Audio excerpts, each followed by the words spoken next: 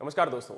आप लोगों ने अभी सुना होगा कि डोनाल्ड ट्रंप के द्वारा भारत को धमकी दी गई कि हम टैरिफ ड्यूटी को इंक्रीज कर सकते हैं, यानी कि भारत से जो प्रोडक्ट एक्सपोर्ट किए जाते हैं यूएसए में उनके ऊपर ड्यूटी को बढ़ा दिया जाएगा। अब यहां इसका मतलब यह है कि अगर ऐसा होता है तो एग्रीकल्चर जो एक्सपोर्ट और इंपोर्ट है उसके ऊपर क्या फर्क पड़ सकता है और अभी भारत की क्या स्थिति है एग्रीकल्चर एक्सपोर्ट और इंपोर्ट की।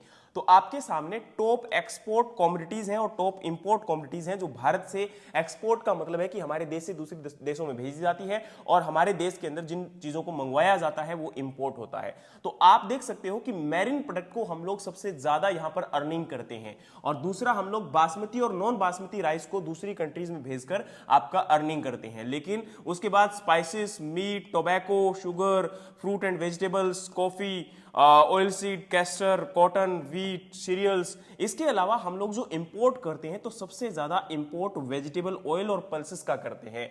लेकिन पिछले कुछ सालों के अंदर याद रखना कि वेजिटेबल ऑयल और पल्सेस का जो इंपोर्ट है वो बहुत ज्यादा बढ़ गया है, यानी कि हम लोग इंपोर्ट के ऊपर रिलायबल ज्यादा हो चुके हैं, हमारे देश के अंदर इनका प्रोडक्शन काफी कम हो चुका है।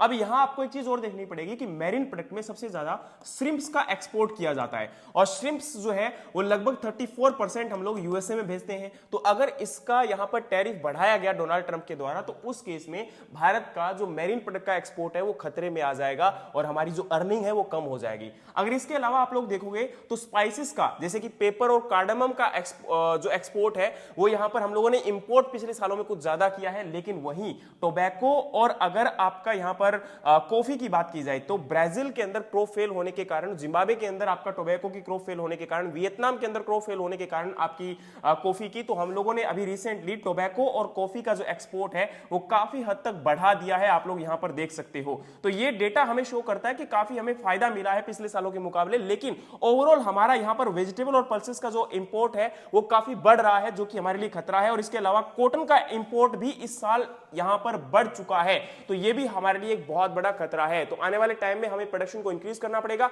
और दूसरे देशों के ऊपर रिलायबिलिटी को कम करना पड़ेगा। बाकी आप इसके बारे में क्या सोचते हैं कमेंट बॉक्स में जरूर बताइएगा। बाकी मिलते हैं नेक्स्ट सेशन में, तब तक के लिए जय हिंद, जय भारत।